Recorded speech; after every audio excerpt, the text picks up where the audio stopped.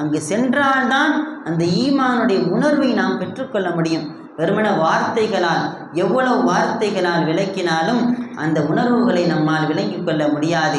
மக்காவில் நின்று காபாவிற்கு முன்னால் நின்று அல்லாஹ்விற்கு சிறந்தாழ்த்துகிற பொழுதும், மதீனாவில் நின்று அல்லாஹுடைய ரசூலுடைய தர்பாருக்கு முன்னால் நின்று ரசூலுல்லாஹி ஸல்லல்லாஹு அலைஹி வஸல்லம் அவர்களுக்கு சலாம் சொல்லுகிற பொழுதும் கிடைக்க பெறுகிற அந்த உணர்வை வார்த்தைகளால் வர்ணனை செய்துவிட முடியாது. அந்த தௌஃபீகை அல்லாஹ் நமக்கு தர வேண்டும். மக்காவிற்கு செல்கிற பாக்கியத்தையும், மதீனாவிற்கு சென்று கண்மணி நாயகம் முஹம்மது ரசூலுல்லாஹி ஸல்லல்லாஹு அலைஹி வஸல்லம் அவர்களை ஜியாரத் செய்து அவர்களுடைய தர்பாருக்கு முன்னாலே நின்று அஸ்ஸலாமு அலைக்க யா ரசூலல்லாஹ், அஸ்ஸலாமு அலைக்க யா ஹபீபல்லாஹ் என்று சொல்லுகிற பாக்கியத்தை அல்லாஹ் நமக்கு தர வேண்டும் என்று ஒவ்வொரு தொழுகைகளிலும் அல்லாஹ்விடத்தில் கேட்டுக்கொண்டே இருக்க வேண்டும். அல்லாஹ்விடத்தில் அழுது மன்றாட வேண்டும். அல்லாஹ்விடத்தில் கேட்டால் அவன் தர தயாராக இருக்கிறான்.